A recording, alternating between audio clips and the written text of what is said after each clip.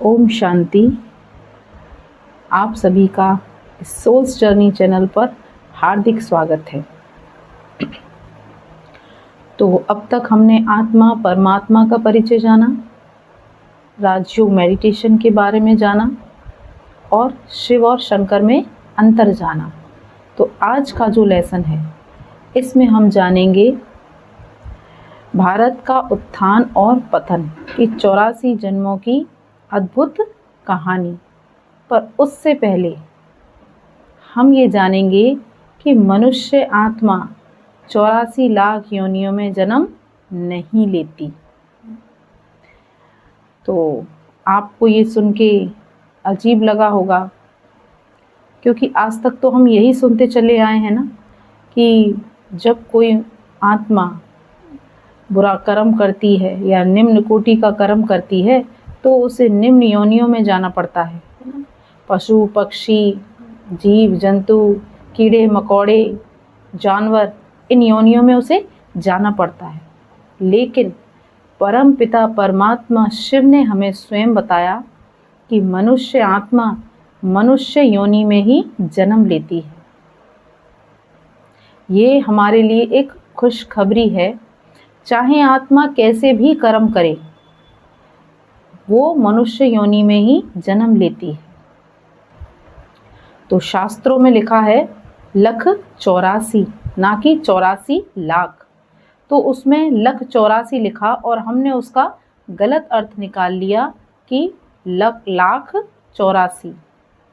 तो लख के 3 अर्थ होते हैं। एक तो लख का अर्थ है लाख, और दूसरे लख का अर्थ है देखना, और तीसरे लख का अर्थ है लक्ष्य।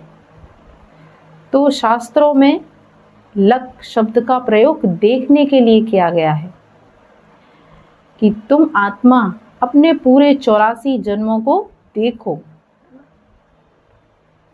तो परंतु हुआ क्या, हमारा भारत सोने की चिड़िया कहलाता था, देवभूमि कहलाता था।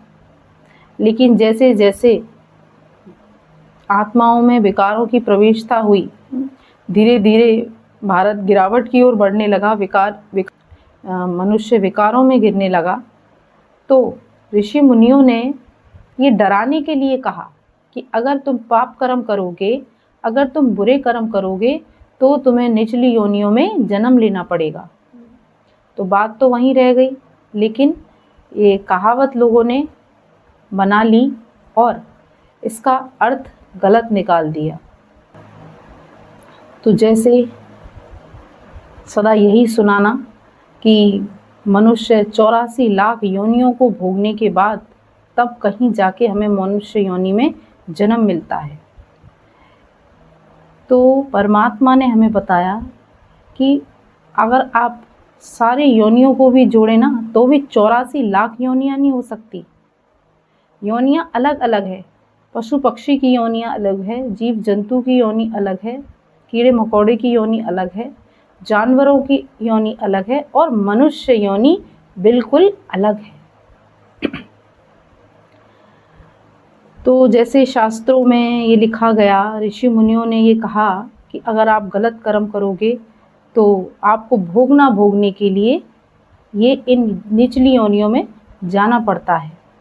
कहने का मतलब है कि ये जो निचली योनियाँ बताई गई, ये भोगने के लिए योनि बताई गई ना, कि ये भोग योनियाँ हैं। तो अगर आप सोचिए, विचार करिए कि अगर हम जीव जंतु इन सभी योनियों में जाकर अगर हम अपने कर्मों का दंड भोगते हैं तो फिर तो इंसान के जीवन में कभी दुख होना ही नहीं चाहिए था, क्योंकि ये तो भोग योनि है।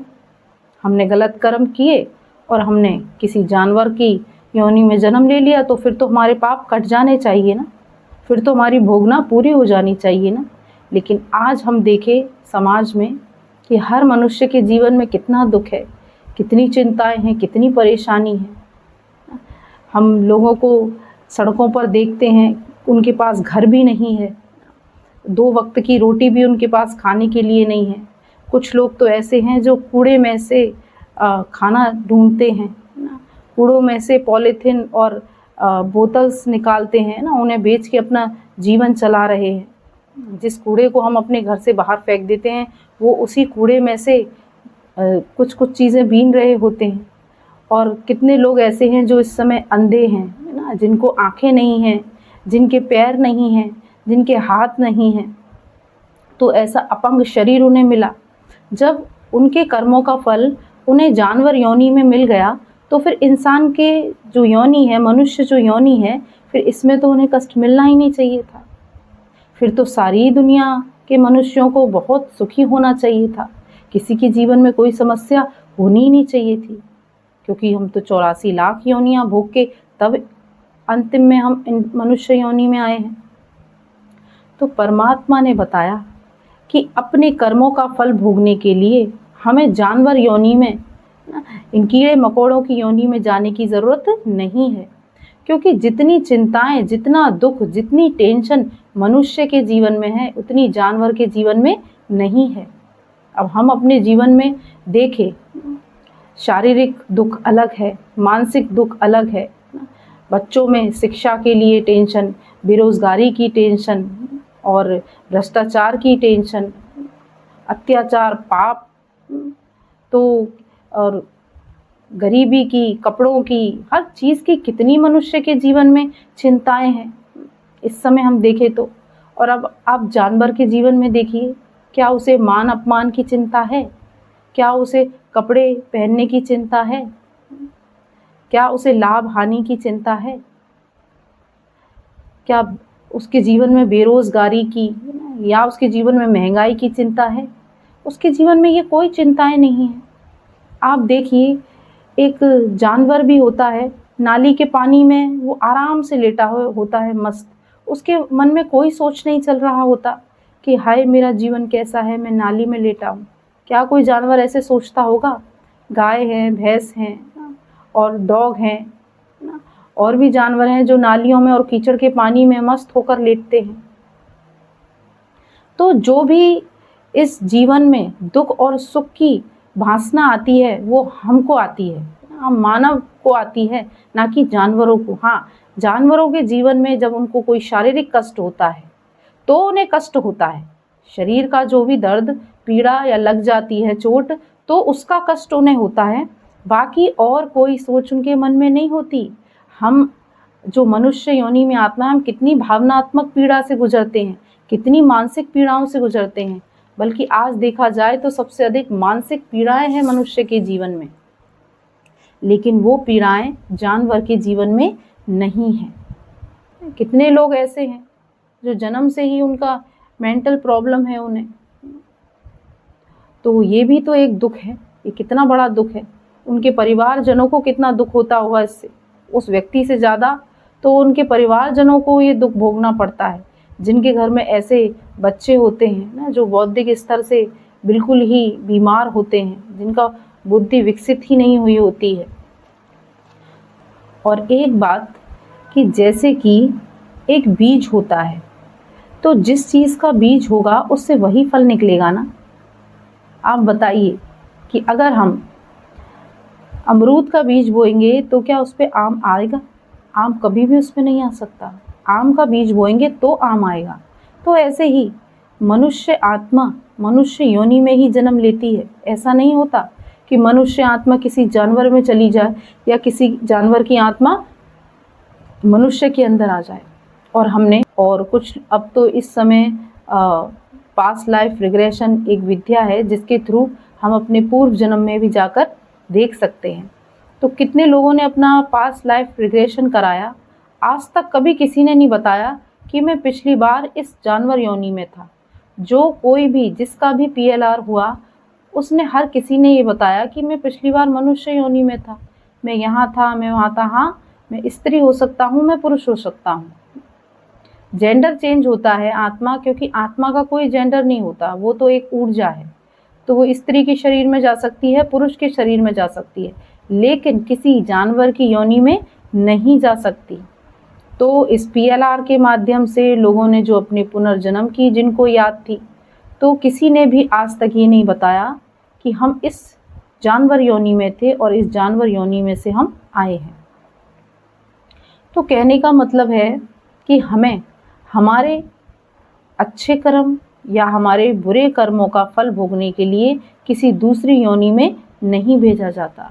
हम अपने अच्छे कर्म का फल भी इस मनुष्य योनि में ही लेते हैं, और अगर हम बुरे कर्म करते हैं, पाप कर्म करते हैं, तो उसका फल भी हमें इस मनुष्य योनि में ही मिलता है। जितना दुख हम मनुष्य योनि में भोग सकते हैं ना, इतना दुख तो हम किसी योनि में नहीं भोग सकते। तो ये था कि हम आत्माएं 84 लाख योनियों में नहीं, 84 जन्म लेती हैं। मैक्सिमम 84 और मिनिमम 1 या 2 जन्म लेते हैं। तो अगली हेडिंग है मनुष्य के उत्थान पतन की 84 जन्मों की अद्भुत कहानी। ये बहुत ही सुंदर चैप्टर है। इसके माध्यम से हम अपने पूरे 84 जन्मों को देखेंगे कि एक आत्मा जब परम धाम से इस भूलोक पर आती है तो वो कैसे, किस किस युग में कैसे अपने 84 जन्मों को पूरा करती है, या जिसके भी जितने जन्म होते हैं उनको वो कैसे पूरा करती है। तो आप ये चित्र देख रहे हैं, एक सीढ़ी का चित्र है। इसके माध्यम से हम समझेंगे। वैसे आपने सीढ़ियाँ तो बहुत देखी होंगी, लेकिन इस सीढ़ी के माध्यम से हम अपने जन्मों को समझेंगे। तो जब आत्मा परम धाम से आती है तो इस धरती पर जो सबसे पहला युग होता है वो होता है सतयुग। सतयुग के बारे में तो सुना ही होगा सबने, जिसे हम वैकुंठ भी कहते हैं, जिसे हम सुख धाम भी कहते हैं, जिसे क्रिश्चियन लोग हेवन भी कहते हैं, और जिसे मुस्लिम लोग परिस्तान भी कहते हैं, जिसे गौलोक भी कहते हैं। बहुत सारे इसके नाम हैं। तो जो हमारी सृष्टि पर पहला युग होता है वो होता है सतयुग। स्वर्ग भी बोलते हैं, पर लोगों में भ्रांतियां हैं। दुनिया में लोग सोचते हैं कि स्वर्ग कहीं 7वें आसमान पर होता है, लेकिन परमात्मा ने हमें बताया कि स्वर्ग कोई 7वें आसमान पर नहीं होता, स्वर्ग इसी धरती पर होता है। स्वर्ग से ही इस सृष्टि की शुरुआत होती है, और ये भारत ही स्वर्ग बनता है। सबसे बड़ी खुशी की बात कि भारत ही स्वर्ग बनता है। ये तो आपने सुना होगा ना कि संसार में जो सबसे प्राचीन देश है वो कौन सा देश है, वो है भारत।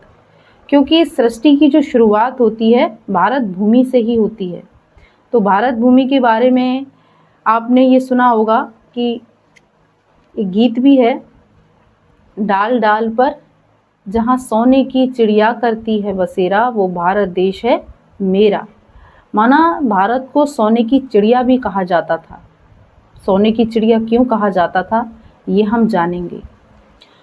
तो ये जो पहला युग है सतयुग, इसमें देवताई घराना होता है। जितनी भी आत्माएं होती हैं सभी देवी देवता कहलाते हैं। क्यों कहलाते हैं देवी देवता? क्योंकि वो पवित्र आत्माएं। जब आत्मा परम धाम से नीचे आती है तो वो संपूर्ण पवित्र होती है ना, संपूर्ण पवित्र होती है, संपूर्ण निर्विकारी होती है। अहिंसा परमो धर्म, डबल अहिंसक होती है। 16 कला संपूर्ण होती है, सर्वगुण संपन्न होती है। ये देवताओं की महिमा है। तो वो आत्माएं ना, उन्हें बोला जाता है देवकुल की आत्माएं, और घराना बोला जाता है देवताई घराना, और वंश बोला जाता है सूर्य वंशी। और इस युग में जो आत्माओं की एज होती है तो वो होती है 150 वर्ष। और इस युग की जो एज होती है, माना जो पूरी काला अवधि होती है सतयुग की, वो है 1250 वर्ष। और जो जन्म होते हैं एक आत्मा के, यहाँ सतयुग में 8 जन्म होते हैं। हर आत्मा के 8 जन्म होते हैं, तो इसीलिए हो गया 1250 वर्ष, और हर एक की आयु है 150 वर्ष। तो ये जो दुनिया है, इस दुनिया के बारे में भी कहा जाता है कि ये वो दुनिया है जहाँ दूध की नदियाँ बहती थी। दूध की नदियाँ कहने का अर्थ है कि इतनी समृद्धि थी, है ना। सोने हीरे जवाहरातों के यहाँ महल होते हैं, जो दीवारें होती हैं वो सोने की परतें चढ़ी होती हैं, सोने की ईंटों से वो महल बने हुए होते हैं। और जनसंख्या यहाँ की बहुत कम होती है। यहाँ की जो शुरुआत की जो जनसंख्या होती है सतयुग की, वो है 9 लाख। 9 लाख आत्माओं से सतयुग की शुरुआत होती है। और ये जो यहाँ का जो सबसे पहला प्रिंस है वो कहलाते हैं श्री कृष्ण। सतयुग के जो सबसे पहले प्रिंस हैं वो श्री कृष्ण हैं। और जब वो राजगद्दी पर बैठते हैं, बड़े होते हैं, 25-30 वर्ष की जब उनकी आयु होती है, तो वो ही कहलाते हैं विष्णु माना नारायण। तो जो राधे और कृष्ण हैं, जब ये दोनों राजगद्दी पर बैठते हैं तो ये कहलाते हैं लक्ष्मी और नारायण। तो इस सतयुग के जो पहले महाराजा महारानी होते हैं वो होते हैं लक्ष्मी और नारायण, और वो बचपन में कहलाते हैं राधे और कृष्ण। तो अब आपको सुन के थोड़ा लगा होगा कि ये कौन सी नॉलेज है, क्योंकि अभी तक तो आपने यही सुना ना कि श्री कृष्ण ने तो द्वापर में जन्म लिया, वो तो द्वापर में थे, और जो नारायण लक्ष्मी है वो तो कहीं आकाश में, कहीं पर सतयुग में, वो स्वर्ग में निवास करते हैं। तो ये नॉलेज, ये हमारी नॉलेज नहीं है, ये इंसानों की द्वारा दी गई नॉलेज नहीं है, ये स्वयं उस परम पिता परमात्मा शिव ने हमें ये नॉलेज दी है। क्योंकि जो देवी देवता होते हैं वो होते हैं संपूर्ण निर्विकारी, कोई विकार नहीं होता उनमें। 16 कला संपूर्ण, 16 कला का अर्थ होता है 100%, है ना। जब कोई भी बात होती है 100% सत्य या 100% प्योर होती है तो उसको हम बोलते थे 16 आने सत्य। तो 16 आने का मतलब, 16 कला का मतलब होता है 100%। तो यहाँ की आत्माएं संपूर्ण निर्विकारी होती हैं, 16 कला संपूर्ण होती हैं, और अहिंसा परमो धर्म होती हैं, कोई यहाँ हिंसा नहीं होती। तो अब आप देखिए, द्वापर युग एक ऐसा युग है जिस समय विकारों की प्रवेशता शुरू हुई। उस समय काम क्रोध लोभ मोह अहंकार की शुरुआत होती है। और कितनी हिंसा, जब काम क्रोध लोभ मोह अहंकार की शुरुआत होती है तो हिंसा भी होती है, हर तरह की हिंसा होती है। तो देवता, जब हम जिन्हें देवता बोलते हैं, तो देवताओं का जो भूमि है वो देवताओं की भूमि है सतयुग, ना सतयुग, ना कि द्वापर युग। द्वापर में हम किसी भी आत्मा को देवी या देवता नहीं बोल सकते, क्योंकि वहाँ तो विकारों की प्रवेशता शुरू हो चुकी है। वहाँ पर देवी देवता नहीं होते, वहाँ पे मनुष्य कहलाते हैं। तो परमात्मा ने बताया कि श्री कृष्ण राधे वहाँ के राजकुमार और राजकुमारी हैं। जब वो राजगद्दी पर बैठते हैं तो वो ही लक्ष्मी और नारायण कहलाते हैं। और जो विष्णु जो बोला जाता है, तो विष्णु नारायण और लक्ष्मी का कंबाइंड स्वरूप है। 2 हाथ विष्णु के चतुर्भुज तस्वीर दिखाई जाती है ना, जिसमें 4 हाथ दिखाए जाते हैं। तो वो 4 हाथ भी किसका प्रतीक है? वहाँ के जो देवी देवता थे वो, उनका शरीर मनुष्य जैसा ही होता है। किसी के 3 सर या 6 सर या 4 हाथ या 8 हाथ नहीं होते। ये तो केवल प्रतीक है उनकी शक्तियों का, उनके गुणों का प्रतीक बना दिया गया ये। लेकिन वास्तव में कोई देवताओं के 6 हाथ या 8 हाथ नहीं होते, ये उनके गुणों का प्रतीक है। तो जो चतुर्भुजी विष्णु का रूप जो दिखाया जाता है, उसमें जो 4 भुजाएं दी गई हैं, 2 भुजाएं हैं लक्ष्मी की तो 2 भुजाएं हैं नारायण की। कंबाइंड स्वरूप है। क्यों कंबाइंड स्वरूप है? आज जैसा हम समय देख रहे हैं, इस समय नारी की कोई मान नहीं होता, नारी की कोई इज्जत नहीं है, केवल नारी को एक भोगने की वस्तु समझा जाता है। घर घर में नारी का अपमान हो रहा है इस समय। लेकिन सतयुग एक ऐसा युग था जिस समय नारी और पुरुष एक समान माने जाते थे। जब राजगद्दी पर जो कोई महाराजा बैठता था तो महारानी और महाराजा की जो पद होता था बिल्कुल समान होता था, और महारानी से भी विचार विमर्श किया जाता था, उनकी भी राय ली जाती थी। वहाँ पे स्त्री पुरुष में कोई भी भेद नहीं था, सभी एक समान थे। तो जैसे सतयुग में राजा रानी है वैसे ही प्रजा है। प्रजा भी क्या कहलाती है? देवी देवता कहलाती है, क्योंकि वहाँ पे जितनी भी जनसंख्या है, जो 9 लाख की जनसंख्या है, सभी क्या कहलाते हैं? देवी देवता कहलाते हैं। और सभी आत्माएं 16 कला संपूर्ण हैं, संपूर्ण निर्विकारी हैं, मर्यादा पुरुषोत्तम हैं, सर्वगुण संपन्न हैं और सभी डबल अहिंसक हैं। तो जैसे राजा वैसी प्रजा। और वहाँ पर जो राजा होता है वो अपनी प्रजा की पालना ऐसे करते हैं जैसे अपने पुत्र की हम पालना करते हैं।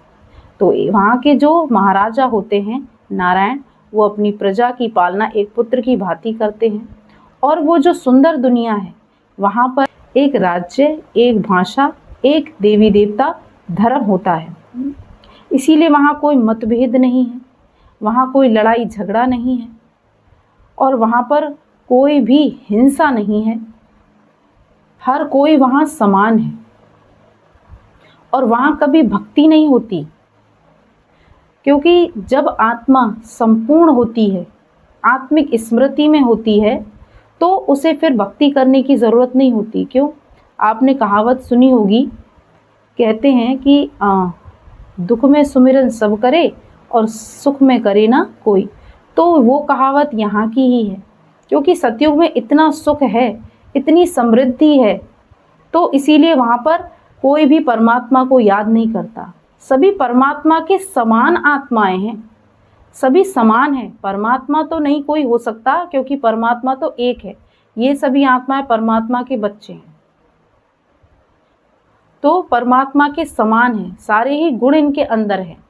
तो परमात्मा को तो याद हम तब करते हैं जब हमारे जीवन में दुख होती है, अशांति होती है, अपवित्रता होती है, तब हम परमात्मा को पुकारते हैं। तो यहाँ पर परमात्मा को पुकारने की आवश्यकता ही नहीं, इसलिए यहाँ भक्ति भी नहीं होती। और यहाँ पर आत्माएं आत्मिक स्मृति में रहती हैं। सबको याद है कि हम आत्माएं हैं और ये हमने शरीर धारण किया है, हम ये शरीर नहीं है। और एक दूसरे को भी सभी क्या देखते हैं? आत्मा देखते हैं। तो इसीलिए सभी की समान दृष्टि है। यहाँ की जो प्रजा है, यहाँ की जो दास दासी हैं, जो राजा के राजमहल में जो दास दासी हैं, वो भी बहुत धन से समृद्ध, निरोगी काया, जीवन में सुख ही सुख है। किसी भी तरह का यहाँ कोई भी अभाव नहीं है, कोई भी कमी नहीं है। आत्माएं शरीर छोड़ती हैं तो यहाँ कोई रोता नहीं है। पहले ही आत्माओं को साक्षात्कार हो जाता है कि अब उनका शरीर छोड़ने का समय है, और आगे किस गर्भ में जन्म लेना है ये भी उन्हें पहले से ही साक्षात्कार हो जाता है। और कोई भी यहाँ किसी के शरीर छोड़ने पर रोता नहीं है, क्योंकि रोना भी एक दुख है। यहाँ दुख नाम की कोई चीज़ नहीं, कोई दुख नहीं है। यहाँ पर किसी भी प्रकार की कोई कमी ही नहीं है। तो अब दूसरा युग आता है। जैसे ही 1250 वर्ष बीत जाते हैं तो फिर दूसरा युग आता है जिसे हम त्रेता युग कहते हैं। सतयुग को हम स्वर्णिम काल भी कहते हैं, सृष्टि का स्वर्णिम काल। फिर त्रेता युग आता है तो इसे बोलते हैं सिल्वर एज। ये हो गया गोल्डन एज, ये हो गया सिल्वर एज। तो यहाँ पर जैसे जो टाइम था सतयुग का, तो टाइम यहाँ भी वही है 1250 वर्ष। और यहाँ पर आत्माओं का जो जन्म है वो 8 जन्म है, और यहाँ पर आत्माओं के जो जन्म हैं वो 12 जन्म हो गए। क्यों? क्योंकि यहाँ आयु घट गई। जैसे यहाँ पर आयु बताई गई 150 वर्ष, तो यहाँ पर आयु घट के हो जाती है 125 वर्ष। 125 वर्ष यहाँ पर आयु हो जाती है। और जैसे इसे बोला गया सूर्यवंशी, तो इसे बोला जाता है चंद्रवंशी घराना। ये है सूर्यवंशी और ये है चंद्रवंशी घराना।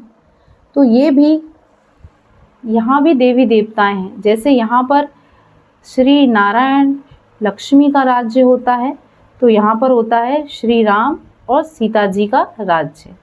तो यहाँ के जो महाराजा महारानी हैं वो हैं सीता और राम। और ये यहाँ पर भी सुख है, यहाँ पर भी हर तरह की खुशी है, यहाँ पर भी किसी भी प्रकार का दुख नहीं है। ये भी बिल्कुल सतयुग के समान है। तो फिर इसे चंद्रवंशी क्यों कहा जा रहा है? और यहाँ पर आयु क्यों कम हो गई? क्योंकि जैसे जैसे आत्माएं जन्म मरण के चक्र में आती जाती हैं, तो वैसे वैसे धीरे धीरे आत्माओं की जो कला होती है, जैसे यहाँ पर हर आत्मा 16 कला संपूर्ण है, तो आत्माओं की जो कला होती है वो धीरे धीरे घटती जाती है, तो धीरे धीरे गिरावट की तरफ आती है। तो जैसे यहाँ पर आत्माओं ने 8 जन्म लिए, क्योंकि कोई भी आत्मा परम धाम से आती है तो जब तक वो अपने पूरे जन्मों को, मतलब अपने सभी जन्मों को पूरा नहीं कर लेती, तब तक कोई भी आत्मा लौटकर परम धाम वापस नहीं जाती है। तो सभी आत्माओं का जन्म मरण का चक्र इसी भूलोक पर चल रहा है। तो जैसे आत्माएं जन्म मरण के चक्र में आ रही हैं, उनकी कला घटती जा रही है। तो कला घटते घटते यहाँ पर क्या हो गए? 14 कला हो गई। यहाँ थी 16 कला और यहाँ पर अब कहलाती हैं आत्माएं 14 कला संपन्न। तो इसीलिए जैसे हम मनुष्य आत्माओं की कला घटती है, वैसे वैसे हमारी आयु भी घटती जाती है, क्योंकि विकार बढ़ रहे हैं, कलाएं घट रही हैं। तो इसीलिए आयु भी क्या हो रही है? घटती जा रही है। तो आयु 150 वर्ष से यहाँ पर हो जाती है 125 वर्ष। लेकिन यहाँ भी सुख है, यहाँ भी शांति है और यहाँ भी कोई किसी की भक्ति नहीं करता, क्योंकि यहाँ पर भी हर तरह की समृद्धि है, संपन्नता है, निरोगी काया है, हर प्रकार के सुख हैं। लेकिन बस हर कला में 2-2% की हल्की सी कमी हो गई, तो इसीलिए इन्हें बोला जाता है चंद्रवंशी घराना। जब द्वापर युग आता है तब इस धरती का नाम पड़ता है भारत। और जब हम आत्माएं थीं, सतयुग की जब आत्माएं थीं, त्रेता की जब आत्माएं थीं, तो और कहीं भी किसी भी खंड पर कोई आत्माएं नहीं थी, सिर्फ इतनी ही आत्माएं थी, क्योंकि परम धाम से आत्माएं धीरे धीरे नीचे उतर के आ रही हैं। तो यहाँ पर हम देख रहे हैं कि यहाँ पर 21 जन्म थे, यहाँ पर 8 जन्म थे और यहाँ पर हो गए 12 जन्म, क्योंकि आयु घट गई और जन्म बढ़ गए। तो यहाँ 8 जन्म, यहाँ पर 12 जन्म हो गए।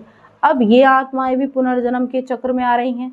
तो अब ये जो चंद्रवंशी आत्माएं हैं, ये भी अपने पुनर्जन्म के चक्र में आ रही हैं। और फिर साथ ही साथ परम धाम से भी आत्माएं लगातार नीचे आ रही हैं।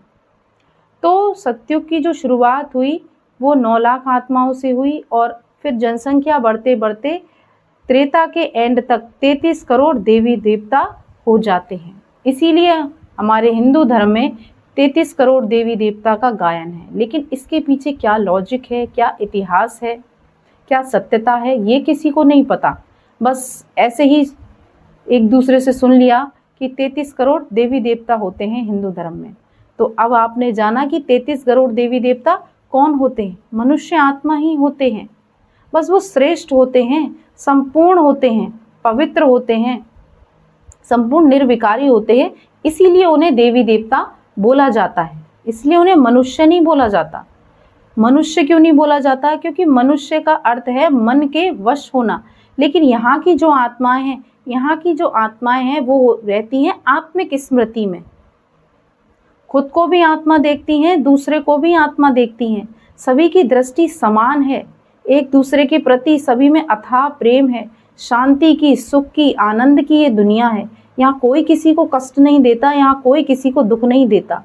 तो ये मनुष्य नहीं, ये देवताएं हैं। और ये वही देवताएं हैं जिनकी आज हम हिंदू धर्म में पूजा करते हैं। तो हम देखें, हम श्री कृष्ण की, राम की, नारायण की, लक्ष्मी की, इन सब की ही तो भक्ति करते हैं कलयुग में। तो हम किन की भक्ति कर रहे हैं? जो परम धाम से जो सबसे पहले आत्माएं इस धरती पर उतरी, हम उनकी भक्ति करने लगे, उन्हीं देवी देवताओं की हम भक्ति कर रहे हैं। तो जब द्वापर आता है तो इस खंड का नाम भारत पड़ता है। तो जब ये समय ऐसा है, इस समय क्या होता है? अब यहाँ पर तो हम सभी आत्मिक भान में रहते थे, जानते थे कि हम आत्मा थे, आत्माएं हैं। लेकिन जब द्वापर आता है, जन्म मरण के चक्र में हम आते हैं, तो अब यहाँ पर हम धीरे धीरे हमें विस्मृति होने लगती है और अब हम अपने आप को भूलना शुरू हो जाते हैं कि हम आत्मा हैं। अब हम अपने आप को क्या समझने लगते हैं?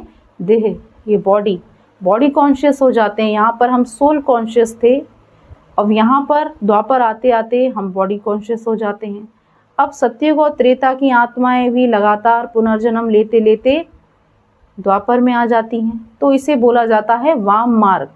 वाम मार्ग मतलब जब देवी देवता अपने उस देवी देवता धर्म से हटकर, उस पवित्र धर्म से हटकर जब उनकी दृष्टि देह पर जाती है, आत्मिक भान भूल जाते हैं, जब उनका देह भान शुरू होता है तो 5 विकारों की प्रवेशता होती है। तो जब 5 विकारों की प्रवेशता होती है तो उसे बोला जाता है वाम मार्ग। तो वही देवी देवता जो पवित्र थे, 16 कला संपूर्ण थे, संपूर्ण निर्विकारी थे, अब उनके अंदर विकार जागृत होते हैं और साथ ही परम धाम से और आत्माएं भी नीचे आ रही हैं। जिन आत्माओं को डायरेक्ट द्वापर में आना था, वो आत्माएं अब परम धाम से डायरेक्ट द्वापर में जन्म लेती हैं। तो फिर अब क्या हो रहा है? जनसंख्या बढ़ रही है और 5 विकार जो हैं उनको ही हम बोलते हैं रावण। इसको बोलते हैं हम रावण राज्य। तो रावण की प्रवेशता कब से शुरू होती है? त्रेता से नहीं होती। कहाँ से होती है? द्वापर से। अब आपको ये बात भी अजीब लगी होगी, क्योंकि अभी तक तो सब यही सुनते आए थे कि त्रेता में रावण होता है और युद्ध होता है रावण के साथ, और कृष्ण का युद्ध होता है कंस के साथ। अब आप बताइए, तो इस समय कोई भी राक्षस, कोई भी असुर नहीं होता, क्योंकि आप सोचिए अगर यहाँ भी राक्षस होते, यहाँ भी रावण जैसी आत्माएं होती, तो यहाँ भी जो देवी देवताओं को जो सुख भोगना था, जो आनंद, जो खुशी उनके जीवन में थी, फिर वो नहीं होती। तो यहाँ पर कोई भी असुर नहीं होता, यहाँ कोई भी हिंसा नहीं होती, क्योंकि यहाँ आत्माएं कैसी हैं? अहिंसक, डबल अहिंसक है ना। ना तो काम की हिंसा है, ना क्रोध की हिंसा है, और ना ही किसी को यहाँ कोई मार काट होती है। तो ऐसी भूमि पर अगर रावण होता या कंस होता तो यहाँ भी हिंसा हो जाती, तो फिर तो इन्हें डबल अहिंसक नहीं कह सकते। तो इसीलिए परमात्मा ने हमें बताया कि जब द्वापर आता है तब 5 विकारों की प्रवेशता होती है, और कोई रावण कोई मनुष्य नहीं था, रावण कोई किसी का शरीर नहीं था। परमात्मा ने हमें बताया कि रावण क्या है? वो है 5 विकार, जो कि इस समय पूरी सृष्टि पर फैले हुए हैं। हर आत्मा के अंदर रावण की प्रवेशता है, हर आत्मा के अंदर 5 विकार हैं। इसीलिए आज तक हम रावण को जला रहे हैं, लेकिन रावण जलने का नाम ही नहीं लेता। हर वर्ष रावण का और बड़ा पुतला बना के जलाया जाता है। क्यों जलाया जा रहा है? क्योंकि हर एक के अंदर तो 5 विकार जीवित है ना। आपने बाहर एक पुतला बनाकर जला दिया तो क्या इससे रावण जल गया? रावण, जबकि आप देखो किसी इंसान को या किसी भी चीज़ को हम जलाते हैं तो अग्नि एक ऐसी वो है तत्व कि उसके अंदर जलकर हर चीज़ भस्म हो जाती है, दोबारा वो जीवित नहीं हो सकती। तो रावण कब से आप जलाते आ रहे हो, वो हर साल जीवित हो जाता है। तो वास्तव में रावण कोई मनुष्य नहीं है, रावण कोई जीता जागता आदमी नहीं है। रावण है 5 विकार जो हर मनुष्य के अंदर जीवित है। हम सभी के अंदर इस समय 5 विकारों की प्रवेशता है। हम 5 विकारों को, रावण को सर्वव्यापी कह सकते हैं, रावण को घट-घट का वासी कह सकते हैं, पर परमात्मा को सर्वव्यापी नहीं कह सकते। तो वो रावण की प्रवेशता जब शुरू होती है और जब हम वाम मार्ग में आते हैं तो क्या होता है? तो अब इसमें आयु घट जाती है, क्योंकि कहा ना, जब जीवन में विकार आते हैं तो हमारी आयु घटने लगती है, तो और जन्म बढ़ जाते हैं। तो जन्म हो जाते हैं 21, एज हो जाती है 100 वर्ष, और जो उसकी आयु है, द्वापर की जो एज है वो होती है 1250 वर्ष। चारों ही युगों की जो एज है वो सेम है, 1250 वर्ष। तो जब यहाँ पर जो शुरुआत होती है, जब रावण की विकारों की प्रवेशता होती है, तो क्या हो रहा है, जो देवी देवताएं थे वो भी पुनर्जन्म में यहाँ आते हैं। तो अब जब जीवन में हमारे विकारों की शुरुआत होती है, तो फिर हमारे जीवन में दुख की शुरुआत होती है, क्योंकि विकार ही बीज हैं दुखों का। हमारे जीवन में जितने भी दुख हैं, जितने भी परेशानी हैं, पीड़ाएं हैं, उन सब का जो बीज है वो है ये 5 विकार। हम एक दूसरे को दोष देते हैं कि तुम्हारी वजह से हम दुखी हैं, तुम्हारी वजह से हम दुखी हैं। नहीं, हम किसी की वजह से दुखी नहीं हैं, हम अपने ही विकारों के कारण दुखी हैं, क्योंकि इन विकारों के कारण ही हमसे ऐसे कर्म हो जाते हैं जो आगे चल के हमारे लिए दुख का कारण बनते हैं। तो जब हम विकारी हो गए, जीवन में दुख की शुरुआत हुई, तो फिर हमने परमात्मा को पुकारना शुरू किया। अब द्वापर से भक्ति की शुरुआत होती है, क्योंकि यहाँ पे दुख की शुरुआत हुई तो इसीलिए यहाँ पर भक्ति की शुरुआत हुई। तो यहाँ पर आप देख रहे हैं, यहाँ पर राजा विक्रमादित्य ने सबसे पहला जो शिव का सबसे प्राचीन मंदिर है ना, वो है सोमनाथ का मंदिर। तो वो राजा विक्रमादित्य ने सोमनाथ का मंदिर बनवाया। उसमें उन्होंने हीरे की शिवलिंग रखी, हीरे की शिवलिंग बनवाई। तो कहने का मतलब है द्वापर में भी धन था, समृद्धि थी। तो इसीलिए जो राजाएं थे उन्होंने शुरुआत में मंदिरों में इतने हीरे जवाहरात सोने के मंदिर बनवाए। तो जब भक्ति की शुरुआत होती है तो सबसे पहले हम जब भक्ति करते हैं तो करते हैं हम उस निराकार परमात्मा शिव की। इसीलिए पूरी पृथ्वी पर जो सबसे प्राचीन मंदिर मिलेंगे वो हैं परमात्मा शिव के मंदिर। उससे प्राचीन मंदिर आपको कोई नहीं मिलेगा, क्योंकि सृष्टि पर जब सबसे पहले भक्ति की शुरुआत हुई तो भक्ति की गई परमात्मा शिव की, क्योंकि आत्मा के अंदर स्मृति थी ना, आत्मा के अंदर स्मृति थी। इसीलिए आत्मा ने सबसे पहले अपने पिता को ही याद किया कि जो हमारा सच्चा पिता था। इसे बोलते हैं अव्यभिचारी भक्ति। जब धीरे वो ये भी भूल गई कि हमारे जो पिता हैं, हमारे जो परम पिता हैं वो शिव हैं। फिर हमने क्या करना शुरू किया, फिर हमने लक्ष्मी नारायण की भक्ति करना शुरू कर दी। शिव के बाद सबसे पहले फिर हमने लक्ष्मी नारायण की भक्ति शुरू की। फिर धीरे धीरे फिर हमने राधा कृष्ण की भक्ति करना शुरू कर दी। फिर धीरे धीरे हमने सीता राम की भक्ति करना शुरू कर दी। अब आप देखिए, जो खुद ही राधा कृष्ण थे वो भी जन्म मरण के चक्र में आ रहे हैं। तो जो देवी देवता कुल की आत्माएं थे, क्योंकि जब हम दूसरा जन्म लेते हैं तो हमें याद नहीं होता ना कि हम पूर्व जन्म में क्या थे। और जब हमने इतने जन्म ले लिए, इतने जन्म हमने जब ले लिए, पूरे 20 जन्म से हम होके गुजरते हुए जब नीचे आए, तो हम सतयुग की आत्माएं ही, सतयुग और त्रेता की आत्माएं खुद ही खुद की पूजा करने लगी। जो कि पूज्य थे अब वो ही क्या बन गए, द्वापर में पुजारी बन गए। जो नारायण थे वो खुद ही अपनी ही पूजा कर रहे हैं, जो सीताराम थे वो खुद ही अपनी पूजा कर रहे हैं। माना 33 करोड़ देवी देवताएं भी जन्म मरण का चक्र पूरा करते हुए जब द्वापर में आए तो उन्होंने भी भक्ति शुरू की ना, तो वो उन्हीं देवी देवताओं की पूजा कर रहे हैं। सबसे पहले तो शिव की, फिर शिव को भी भूल गए। इतनी भ्रांतियां पैदा होने लगी, इतनी आत्मा अपनी नीचे गिरती कला में आ रही है, डाउनफॉल होता जा रहा है लगातार आत्मा का। तो फिर वो अपनी ही पूजा शुरू कर दी। इसीलिए बोला जाता है आपे ही पूज्य आपे ही पुजारी। तो फिर अब क्या होता है, तो अब जैसे ही 1250 वर्ष पूरे होते हैं, अब इसको बोला जाता है कॉपर एज। इसको गोल्डन एज, त्रेता को सिल्वर एज और द्वापर को कॉपर एज, ना, तांबे का युग। अब आता है कलयुग, जिसको बोला जाता है आयरन एज। कलयुग की जो शुरुआत थी उसमें 80-85 की एज फिर भी थी। जन्म है 42 वर्ष। एक आत्मा 42 जन्म लेती, और जो इस कलयुग की जो एज है वो सेम ही है 1250 वर्ष। तो अब इसमें जो आत्माएं हैं वो पूरी तरह से रावण के पंजे में है ना, पूरी तरह से आत्मा अब अपनी कलाओं से गिर चुकी है, पूरी तरह से आत्मा का डाउनफॉल हो चुका है, आत्माएं पूरी तरह से भ्रमित हो चुकी।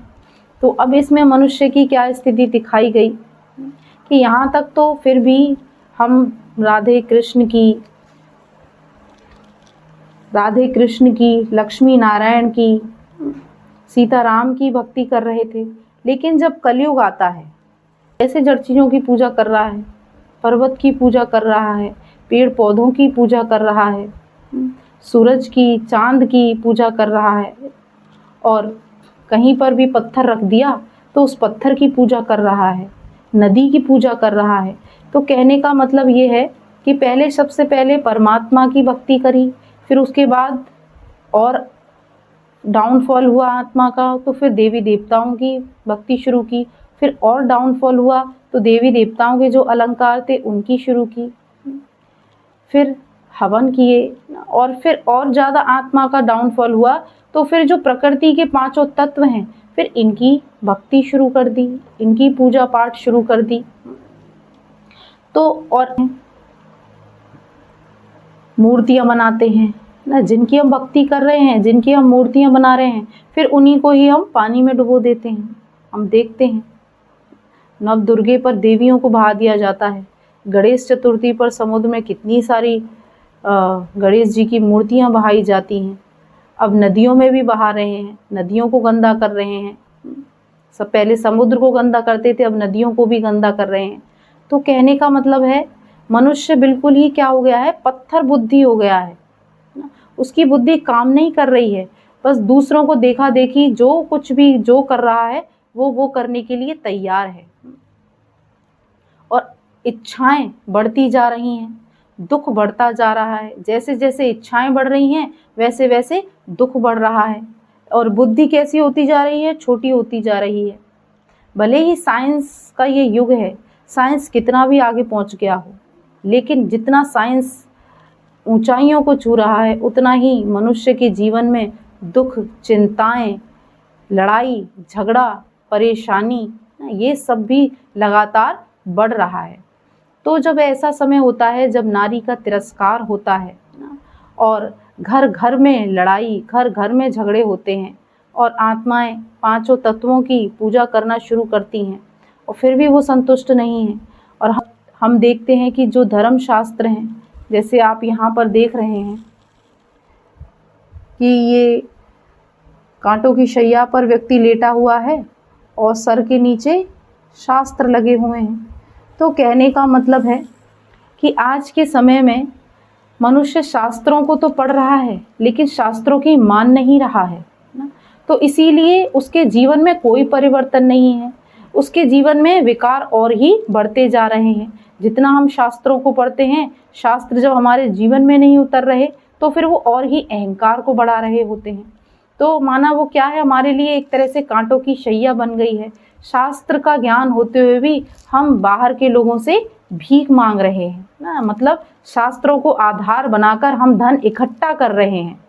शास्त्रों से हमने अपना जीवन तो परिवर्तित नहीं किया, अपने जीवन को तो पवित्र नहीं बनाया, निर्विकारी नहीं बनाया, लेकिन शास्त्रों को आधार बनाकर हम लोगों से धन इकट्ठा कर रहे हैं। तो जब ऐसा समय होता है तो वो होता है घोर कलयुग का समय। चारों तरफ पापाचार, अत्याचार, भ्रष्टाचार का जब बोलबाला होता है, तब ऐसे समय पर परम पिता परमात्मा स्वयं इस धरती पर अवतरित होते हैं। तो उनका अपना शरीर नहीं है, इसलिए वो परकाया प्रवेश करते हैं।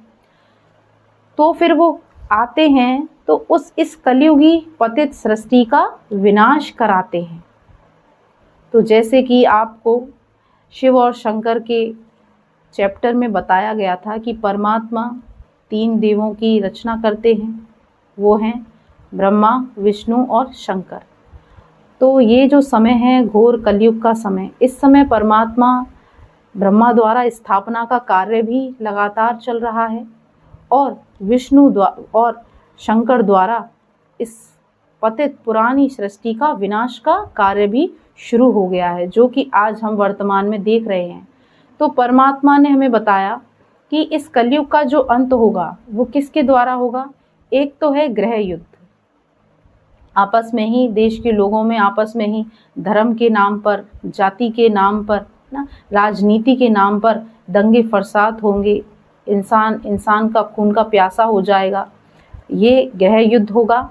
और दूसरा प्राकृतिक आपदाएं, जो कि हम आए दिन देखते ही रहते हैं किस तरह से प्रकृति अपना विकराल रूप धारण किए हुए है, और वो भी हमारे ही द्वारा, जो हमने दिया है वो हमें रिटर्न कर रही है।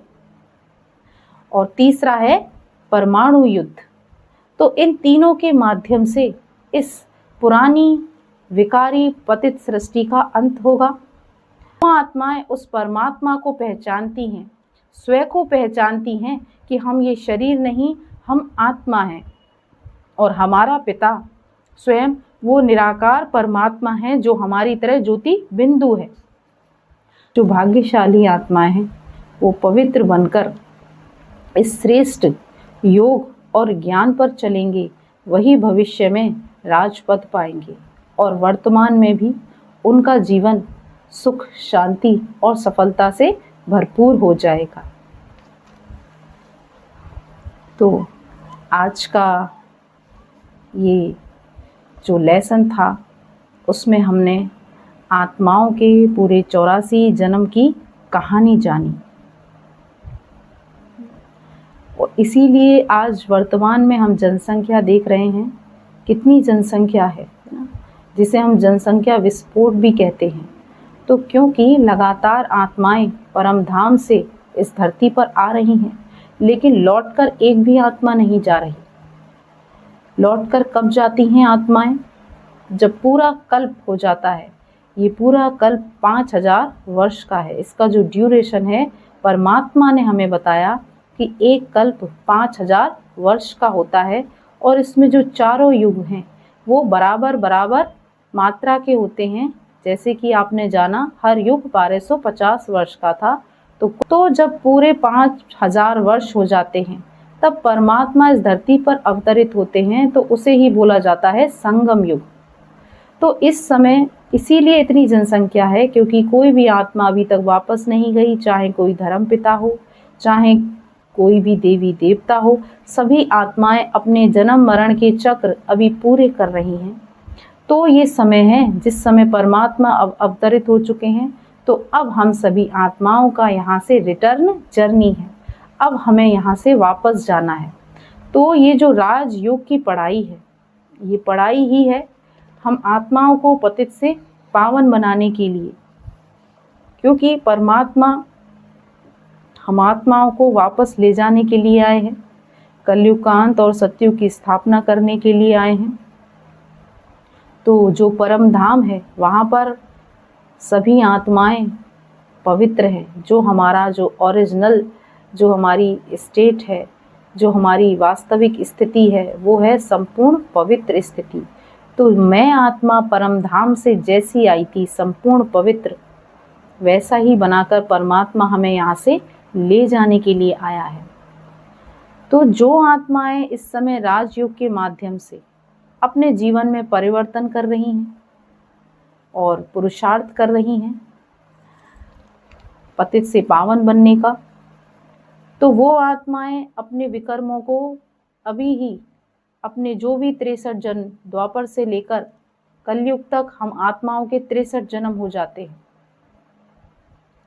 और जो वहाँ के जो 20 जन्म हैं तो कुल मिला के हो गए 83 जन्म। तो 84वां जन्म कौन सा है? जिस समय परमात्मा इस धरती पर अवतरित होते हैं तो वो एक जन्म कहलाता है हमारा 84वां जन्म। तो भले ही वो कितने भी साल का हो, लेकिन वो हमारा एक अलग से जन्म कहलाता है। तो ये वो जन्म है संगम का, जिस समय परमात्मा आते हैं।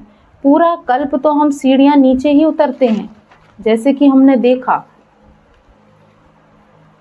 सतयुग से लेकर कलयुग तक हम लगातार सीढ़ी नीचे उतरते ही आए हैं।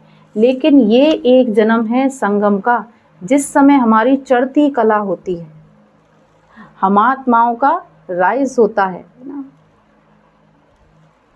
तो आत्माएं एक ही जन्म में चढ़ती कला में आती हैं, क्योंकि परमात्मा से हमें शक्ति मिलती है। राजयोग के माध्यम से हम आत्माएं अपनी खोई हुई शक्तियों को जागृत करती हैं, जो कि हमारी शक्तियाँ नीचे दब गई थी। आत्मा जो सतो प्रधान थी ना, जब वो सतो प्रधान थी, फिर धीरे धीरे वो सतो में आई, त्रेता में वो सतो में आई, फिर द्वापर में वो रजो में आई, फिर अंत में कलयुग में वो तमो प्रधान हो गई। लेकिन जब परमात्मा के द्वारा हमें ज्ञान मिलता है और परमात्मा से जब हम कनेक्शन जोड़ते हैं तो शक्ति मिलती है, तो फिर से आत्मा धीरे धीरे अपनी रिवर्स में अपनी जर्नी चलती है। जैसे हम अभी तमो प्रधान हैं, तो जब हम राजयोग का अभ्यास करते हैं, मेडिटेशन करते हैं, तो धीरे धीरे आत्मा तमो से रजो में जाती है, फिर रजो से सतो में जाती है, और सतो से फिर वो सतो प्रधान हो जाती है।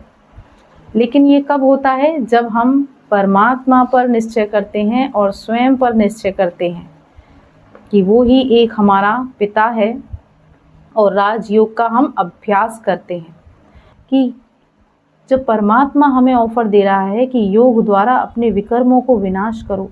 मेडिटेशन एक ऐसी पावर है। परमपिता परमात्मा जब इस धरती पर आते हैं तो वो स्वयं कहते हैं कि जब तुम मुझसे योग लगाओगे, जब तुम मुझे याद करोगे, तो तुम्हारे पापों को भी मैं भस्म करता हूँ, तुम्हारे विकर्मों को भी मैं भस्म करता हूँ, तुम्हारे विकारों को भी मैं भस्म करता हूँ। इतनी पावर है मेडिटेशन में।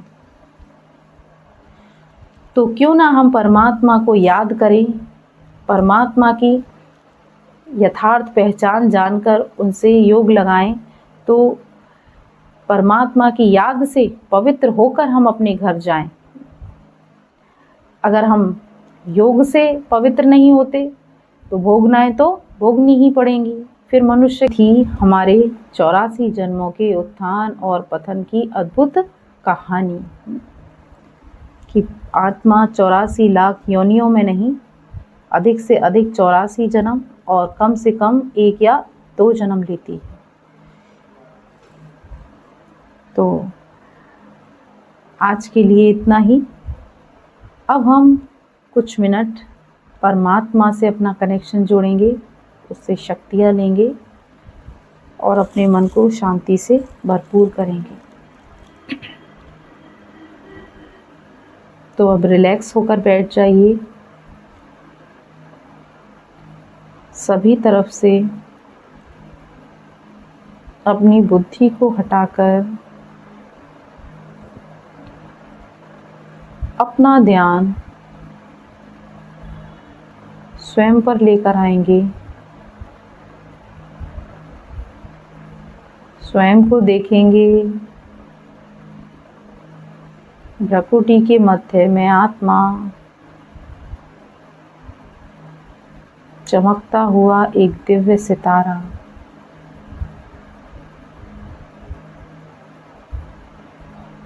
एक ऐसा सितारा जो अविनाशी है,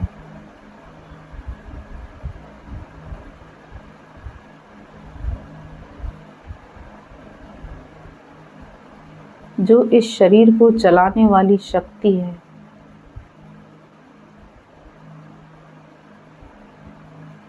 मैं आत्मा एक चैतन्य ऊर्जा हूँ।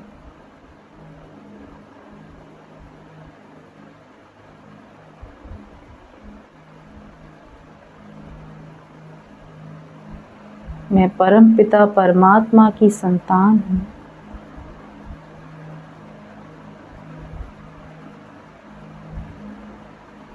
अब मैं आत्मा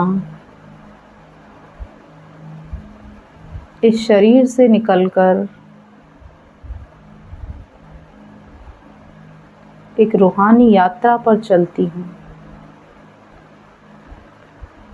स्वयं को देखें, एक चमकीला सितारा नीले आकाश में उड़ता हुआ,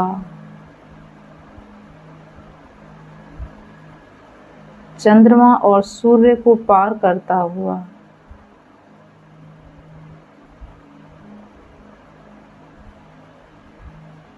एक लाल सुनहरे आकाश में विजुलाइज करेंगे। चहुं ओर लाल सुनहरा प्रकाश, ये मुझ आत्मा का घर है, शांति धाम।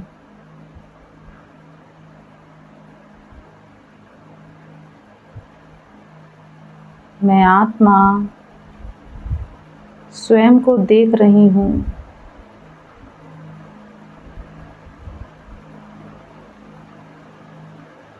परमपिता परमात्मा शिव के साथ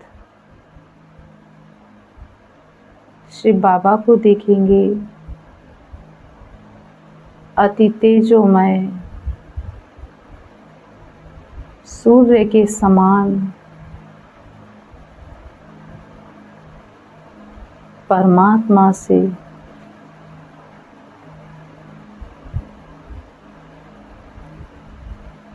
रंग बिरंगी किरणें संपूर्ण शांति धाम में फैल रही हैं।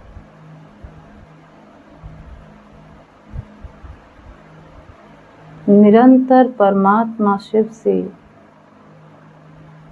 ये तरंगें निकलती रहती हैं।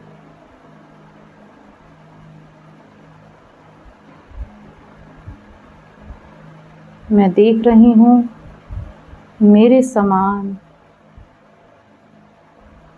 असंख्य चैतन्य सितारे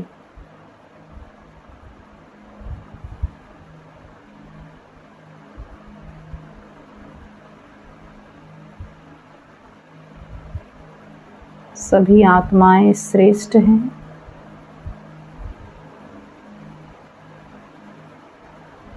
सभी इच्छा मात्रम अविद्या हैं।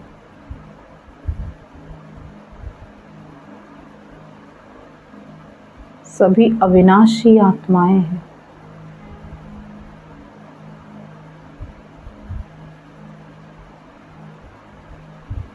सभी में आपस में बहुत प्रेम है।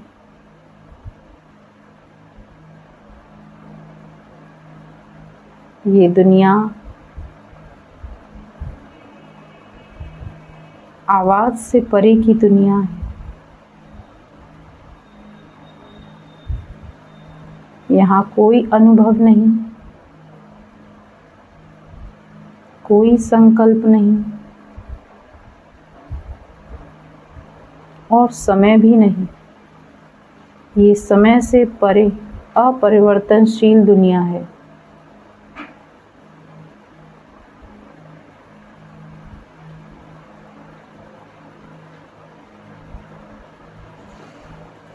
अब मैं आत्मा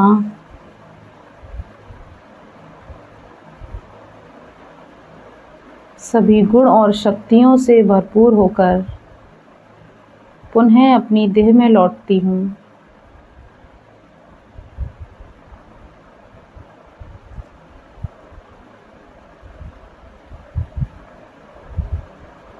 स्वयं को देखेंगे भ्रकुटी के मध्य